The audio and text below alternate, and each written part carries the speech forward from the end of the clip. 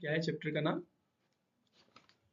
Resources. हाँ, तो resources में कुछ 1 मार्क्स का क्वेश्चन है, जैसे who wrote the book small is beautiful, सब इसमें है। तो which type of soil is found in the river delta of the eastern coast, तो ऑलिवल सॉइल है ना। फिर इसमें से एक क्वेश्चन बहुत इंपॉर्टेंट है, ये आपका 24 नंबर का, ये बहुत रिपीट हुआ है कि how much percentage of forest area in the country according to the national forest policy, तो 33%। और एक क्वेश्चन है जो यहाँ पे है, ये भी बहुत ज़्यादा इंपॉर्टेंट है कि which one of the following term is use to identify the old and new alluvial respectively. जो सॉइल होता है, मिट्टी होता है ना ऑलिवल, उसके लिए जो दो टाइप का मिट्टी होता है, ऑलिवल न्यू और ओल्ड, तो इसको क्या बोलते हैं? तो बांगर और खादर, ये मिट्टी का नाम है, ठीक है। इसके अलावा which type of soil develop due to the high temperature and evaporation, तो एरिड। इसके बाद पहला चैप्टर से क्या बोलते हैं उसको, पहला चैप्टर से सिर्फ शॉर्ट क्वेश्चन ही था, डिटेल में उतना नहीं जानेंगे हम, क्योंकि रिसोर्सेस नॉर्मली हमारा है। अब सेकंड क्वेश्चन, सेकंड चैप्टर पे आते हैं, that is geography chapter 2, forest and wild life resources, forest and wild life resources. तो इसके कुछ क्वेश्चन है जो बहुत ही ज़्यादा इंपॉर्टेंट है। पहला क्या है, the diverse flora and fauna of the planet are under the great threat mainly due to, कि जो फ्लोरा एंड फौना है, मतलब कि जो एनिमल्स है और जो हमारे जो वन्य जीव है, जो पेड़ पौधे हैं, किसकी वजह से खतरे में है? पहला ऑप्शन क्या है, ग्लोबल वार्मिंग, दूसरा लैक ऑफ वाटर अवेलेबिलिटी, और तीसरा insensitive to our environment, insensitivity of our environment, और डी डिक्रीजिंग इंक्रीजिंग पॉपुलेशन। तो देखो हमेशा ना बहुत सारे लोग इसमें क्यों मिस्टेक करते हैं कि ग्लोबल वार्मिंग की वजह से सब खत्म हो रहा है, लेकिन मेन क्या है, इनसेंसिटिविटी ऑफ आवर इन्वायरमेंट, हम लोग जैसे यूज करते हैं इनसेंसिटिव होकर। हाँ, इसमें फिर देखो एक क्वेश्चन में बहुत मस्ट इंपॉर्टेंट क्वेश्चन है, ए वाला। हाँ, क्वेश्चन क्या है कि which one of the following was launched in 1973, कि 1973 में कौन सा प्रोग्राम लॉन्च किया गया? Option A tiger, project tiger, दूसरा इंडियन वाइल्ड लाइफ एक्ट, और तीसरा है वाइल्ड लाइफ एक्ट या फिर Indian wild life protection act. तो प्रोजेक्ट टाइगर बताए थे ना कि इंडिया में टाइगर का जो पॉपुलेशन है बहुत कम होने लगा था, तो इंडिया ने प्रोजेक्ट टाइगर लॉन्च किया। फिर एक और क्वेश्चन है, ये भी बहुत ज्यादा इंपॉर्टेंट है कि which one of the following is located in West Bengal, ये भी बहुत इंपॉर्टेंट है, इसमें मार्क कर दे रहा हूँ कि इसमें से कौन वेस्ट बंगाल में है। और ये बहुत कॉमन और आसान क्वेश्चन है, लोग कर लेते हैं, बट ये हमेशा आता है कि इसमें से कौन सा है वो मतलब बंगाल में है। तो पहला ऑप्शन क्या है, Corbett national park, Sundarban national park, और ऑफ कोर्स सुंदरबन आया तो वेस्ट बंगाल ही है, हाँ, ठीक है। क्वेश्चन में आते हैं वाइल्ड लाइफ रिसोर्सेज का। इसमें जो लॉन्ग क्वेश्चन आता है, मेनली देखो यहाँ बहुत सारा क्वेश्चन मैंने दिया है कि in what way the forest were harm by the colonial government, कि कॉलोनियल गवर्नमेंट में जब ब्रिटिश सरकार थी तो जो जंगल थे वो कैसे खत्म हो रहे थे। बहुत सारे ऑप्शन है। पहला क्या होगा कि रेलवे बनाने के लिए पेड़ों को काटा जा रहा था, क्योंकि स्लीपर जंगल मतलब पेड़ को काट के उसका जो काट बनाया जाता था, उससे स्लीपर मतलब जो पटरी के बीच में नहीं होता अभी सीमेंट का बनता है, उसके लिए। फिर एग्रीकल्चर के लिए, ये बहुत सारा रीजन है। फिर second question, what do you know about the permanent forest assets, reserve and protected forest are also referred as permanent. जहां भी क्वेश्चन में सुना ना कि परमानेंट फॉरेस्ट एसेट का मतलब क्या है, तो समझना ऐसा जंगल जो रिजर्व किया गया, सरकार जिसको रिजर्व किया है। हाँ, तो इसमें का जो एक क्वेश्चन है ना बहुत इंपॉर्टेंट है, distinguished between reserve and protected forest. बहुत लोग कंफ्यूज हो जाते हैं कि रिजर्व फॉरेस्ट में और प्रोटेक्टेड फॉरेस्ट में क्या डिफरेंस है। तो रिजर्व फॉरेस्ट कौन है? So the reserve forest are regarded as the most valuable, and the protected forest lands are protected from any further depletion, ठीक है। More than half of the total forest has been declared to reserve forest. और reserve और protected में क्या है, reserve जिसको जिसमें आप जा भी नहीं सकते, और प्रोटेक्टेड जिसको प्रोटेक्ट किया गया। देखो तीन ऑप्शन है इसमें, भी पढ़ लेना, बहुत इंपॉर्टेंट है। फिर एक और important question, what are the negative factors that cause the fearful depletion of flora and fauna, expansion of railway, convention of forest land into agriculture, मतलब रेलवे बिछाने के लिए जो काटा जाता है माइनिंग के लिए, एग्रीकल्चर एक्टिविटी के लिए। बहुत आसान क्वेश्चन है। हाँ, फिर एक और है, एक क्वेश्चन भी मस्ट आएगा, हाँ आता ही है बहुत बार, distinguished between endangered animal and extinct, जो डेंजर है और एक्सटिंक्ट हो गया। There are species which are not found after search of known as likely to area where they may occur. दो दो चीज जाना। हाँ, एंडेंजर्ड मतलब कि ऐसे एनिमल्स जिनकी आबादी इंडेंजर्ड है, मतलब ये खत्म हो रही है, और एक्सटिंक्ट मतलब कि जो एक एनिमल, हम लोग जब डिटेल में पढ़ रहे थे तो बताया था ना, एक्सटिंक्ट मतलब क्या होता है कि एक एनिमल जैसे पोलर बियर एग्जांपल के लिए वो वहीं पे मिलता है, तो अब वहां पे वो चीजें नहीं मिलती है। वो तीन ऑप्शन है, देख लेना। Describe the method of forest conservation, ये बिना पढ़े भी आप लिख सकते हो कि कैसे आप एक फॉरेस्ट को बचाओगे। तो न्यूज़पेपर में आर्टिकल्स, लोगों को जागरूक करके इन्वायरमेंट की वैल्यू बता। अब सीधा आ जाते हैं हम चैप्टर 3 पे, वाटर रिसोर्स। इसका 1 मार्क्स का क्वेश्चन बहुत इंपॉर्टेंट है, क्योंकि इसमें परसेंटेज पूछा जाता है ज्यादातर। देखो क्या है, the total volume of world water is estimated to exist to ocean, मतलब पूरी दुनिया में कितना परसेंट जो पानी है वो ओशन में है, तो 95.5%। सेकेंड क्या है, roof top rain water harvesting in the most common practice in roof. ध्यान से देखो, मतलब छतों पे पानी बारिश के पानी को बचाया जाता है। ये कहाँ पे प्रैक्टिस सबसे ज्यादा कहाँ होता है, तो ये होता है आपका शिलोंग में। ठीक है। एक और क्वेश्चन क्या है, इसमें बहुत सारा रिवर का आपको नाम लिखना पड़ेगा, मैप के क्वेश्चन भी इससे आते हैं। On which river has Naga Arjun Sagar dam been constructed, कि कौन से नदी पे नागा अर्जुन जो डैम है वो बनाया गया, तो रिवर कृष्णा, याद रखना। बाकी ये सब आप लोग पढ़ लोगे। और एक और इंपॉर्टेंट क्वेश्चन है नंबर 7, जो एग्जाम में बहुत आता है। The first and the only state in India which has made roof to top rain water harvesting structure, कौन सा है जो रूफ वाटर हार्वेस्टिंग स्ट्रक्चर बनाया था, तो कौन है उसका, तमिलनाडु होगा आंसर। ठीक है, कौन सा, तमिलनाडु। अब इस चैप्टर का यानी वाटर रिसोर्सेज का लॉन्ग क्या है, लॉन्ग क्वेश्चन में ये आ जाएगा आपसे कि what is the multipurpose river valley project. River valley project बनाते हैं ना, उसका इसका पर्पस क्या होता है, तो इलेक्ट्रिसिटी बनाना, बाढ़ को कंट्रोल करना, इरिगेशन सिंचाई के लिए। ये पॉइंट लिख लेना इसमें क्वेश्चन देख के, और उसके बाद क्या करोगे, इसको एलेबरेट कर दोगे, बड़ा इरिगेशन, तो उसके बाद सामने लिख दोगे कि मल्टीपर्पस रिवर वैली का प्रोजेक्ट का एक काम होता है कि इरिगेशन में हेल्प करे, सिंचाई विचाई में, बहुत इंपॉर्टेंट है। What are water security, what are the main cause, ये देख लेना है, उतना नहीं आता। फिर ये एक क्वेश्चन है ना, बहुत इंपॉर्टेंट है, पढ़ लो। नंबर 5 में यहाँ पे जो लिखा है कि name any two multipurpose river valley project और डैम, कि are cause of new social movement, कि कोई ऐसे प्रोजेक्ट का नाम बताओ जिसकी वजह से सोशल मूवमेंट हुआ। तो सबसे पहले, और नदी का भी नाम, तो नर्मदा नदी कहाँ पे है, गुजरात में। कौन सा हुआ था वहां पे, नर्मदा बचाओ आंदोलन, टेहरी डैम आंदोलन, सरदार सरोवर डैम जो बना था नर्मदा नदी पे, उस पे भी। फिर एक एक नॉर्मल क्वेश्चन है जो ये आता है और आप बिना पढ़े भी इसका आंसर दे सकते हो, दैट इज कि how can rain water be harvested, वर्षा के पानी को हम कैसे बचा सकते हैं, लिख सकते हो, है ना। कि पानी स्टोर कर लेंगे, उसको पियेंगे नहीं तो कम से कम एग्रीकल्चर पे काम आ जाएगा। या फिर कुएं को ओपन करके रख देंगे, छत पे एक पाइप वो लगा देंगे और वहां से उसका पाइप सीधा कुआं में जोड़ देंगे, पर उसको फिर मोटर से हम लोग पियेंगे। अब आते हैं चैप्टर 4, एग्रीकल्चर। एग्रीकल्चर का भी क्वेश्चन बहुत इंपॉर्टेंट होता है, खास करके 1 मार्क्स का ऑब्वियसली। तो पहला क्वेश्चन देखो इंपॉर्टेंट है, what part of total population of India engage in agriculture activity, तो two third population of India. ये बहुत इंपॉर्टेंट क्वेश्चन है, इसको करना ही पड़ेगा। आईएमपी लिख रहा हूं मैं यहाँ पे, बहुत ज्यादा इंपॉर्टेंट है। ठीक, कौन, नंबर 1। ये भी बहुत इंपॉर्टेंट है, विच one of the following is kharif crop, wheat, mustard, mine's, तो ये भी इंपॉर्टेंट है। दूसरा, ये शॉर्ट क्वेश्चन, लॉन्ग क्वेश्चन समझा रहे।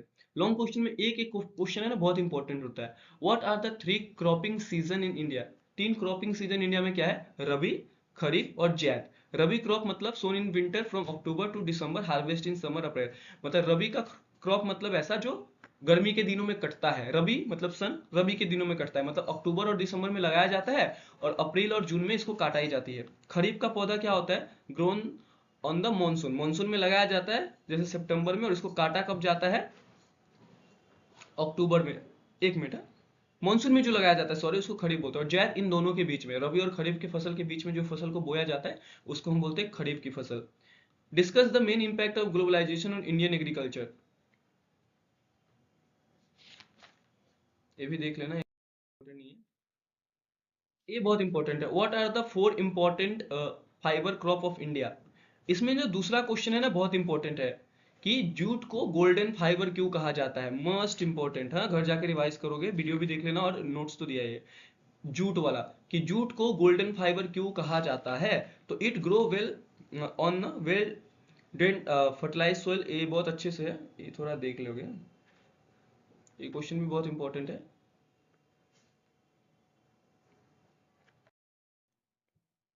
अब आते हैं chapter 5, minerals, energy and resources.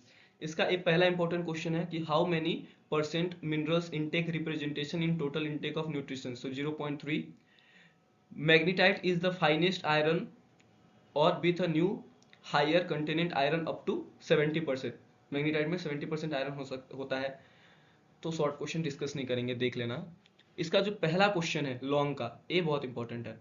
Discover and use of iron brought a radical change in human life, prove it with the 3 example. कि आयरन का यूज, तो कोई भी चीज बनाओगे उसमें आयरन का तो जरूरत पड़ता ही है। शिप बनाओ, बोट बनाओ, कुछ भी बनाओ, तो ये इंपॉर्टेंट है। दूसरा आपका ये है, why is mining activity often called a killer industry. ये बहुत इंपॉर्टेंट है। ये ना क्वेश्चन एक बार एग्जाम में आता कि जो माइनिंग एक्टिविटी होता है ना, माइन करके रिसोर्सेज को निकालते हैं, इनको किलर इंडस्ट्री क्यों कहा जाता है? क्योंकि जहां पे माइनिंग होता है ना, वो एरिया पूरा बर्बाद हो जाता है, इस वजह से कहा जाता है। अगर याद करके नहीं जाओगे तो सुन लो, माइनिंग को किलर क्यों बोलते हैं। तो 3 पॉइंट में मैंने आंसर दिया है, लेकिन थोड़ा इसको वहां पे समझना है अच्छे से।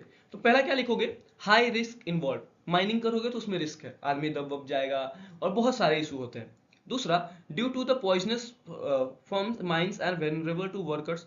कि कोई खुदाई कर रहा है, अंदर से कुछ गैस वैस ऐसा निकल गया जिससे लोग मर गया। रानीगंज का एक्सपेरिमेंट, कोयला खोन रहा था, पूरा गिर गया।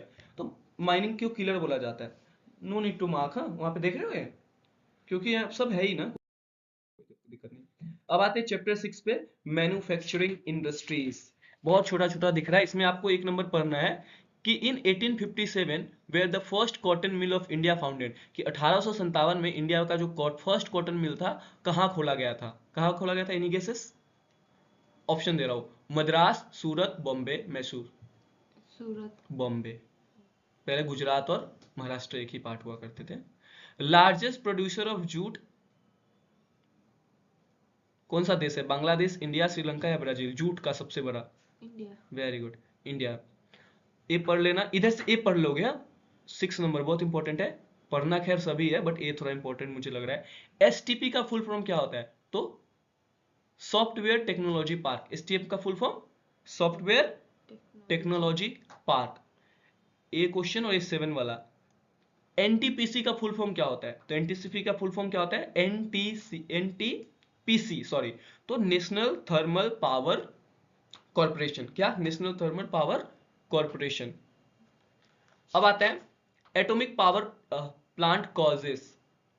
कि एटॉमिक पावर प्लांट बनता है तो उससे क्या होता है? Water pollution, noise pollution, air pollution, heat pollution. Option एक देना हो तो क्या दोगे? एटॉमिक पावर प्लांट से कौन पोल्यूशन होता है? Water, noise, air, heat. Air. Heat pollution. ये इंपॉर्टेंट है, एक ये भी पढ़ लेना, तो बहुत आया है पिछली बार। Manufacturing industry is includes corporation production, crop production. Manufacturing में क्या ऑप्शन होता है इसमें से? Crop, fish production, plantation, sugar production. इसमें से कौन मैन्युफैक्चरिंग के अंदर आता है? शुगर। गुड। इसका लॉन्ग क्वेश्चन देख लेते हैं। Industrialisation and urbanisation is go hand to hand. मतलब कि जहां पे इंडस्ट्रियलाइजेशन होगा वहां पे अर्बनाइजेशन भी होगा। क्यों? मतलब जहां पे बहुत इंसर है, इसमें देख के भी लिख सकते हो और बना के भी लिखना होगा तो क्या लिखेंगे? इंडस्ट्रियलाइजेशन। मतलब जहां पे बड़ी बड़ी फैक्ट्री खुलेगी तो वहां पे अर्बनाइजेशन भी होगा, मतलब डेवलप भी होगा। आप सपोज करो यहाँ पे कहीं फैक्ट्री है, तो फैक्ट्री में काम करने के लिए मजदूर भी है। मजदूर कहाँ से आएंगे? Different part of the country से आएंगे, और वहां पे लोग आएंगे तो वहां पे एक अच्छा माहौल बन जाएगा, स्कूल खुलेगा, बहुत सारी चीजें। तो इंपॉर्टेंट है कि जहां पे इंडस्ट्रियलाइजेशन मतलब फैक्ट्री वैक्ट्री खोला जाता है, वहीं पे अर्बनाइजेशन, वहीं पे लोग, इतना लोग क्यों आते हैं, ये होगा इंपॉर्टेंट है। दूसरा क्या है, एक क्वेश्चन हमेशा मैं बोलता हूं, name 3 physical factor and 3 human factor that affect the location of industry. Must come question. कि कोई भी इंडस्ट्री कहां खोला जाएगा, इसका 3 फिजिकल कारण बताओ और 3 ह्यूमन। तो फिजिकल में क्या आएगा? Availability of raw material. अगर मेरे को लोहा का फैक्ट्री खोलना है, या फिर कुछ सपोज करो मेरे को, ऐसे नॉर्मल एग्जांपल लेते हैं, मेरे को दौड़ी बनाने वाला फैक्ट्री खोलना है, तो मैं कहाँ खोलूंगा? जहाँ पे बेम्बू आराम से मिले। तो पहला क्या होगा? रॉ मटेरियल जरूरी है।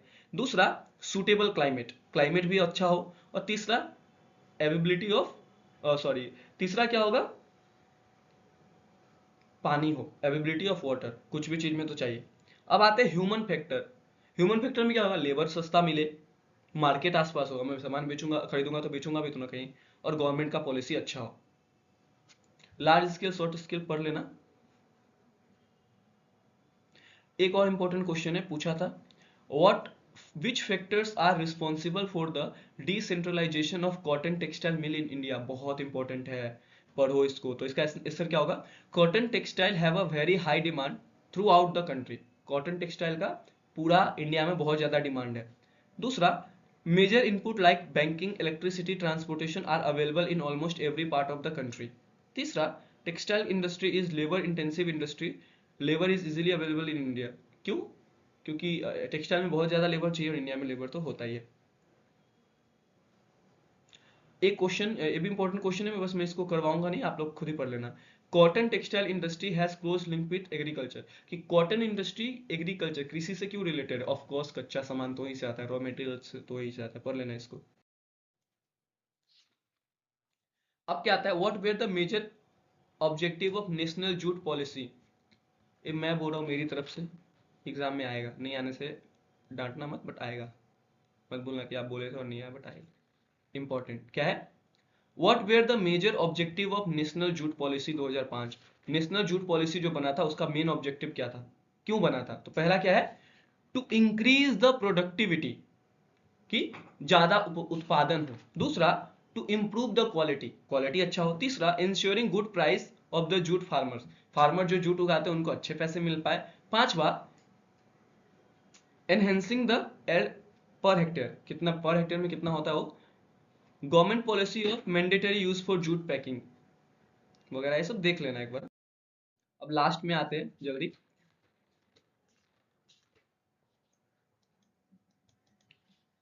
Chapter 7, lifeline of national economy.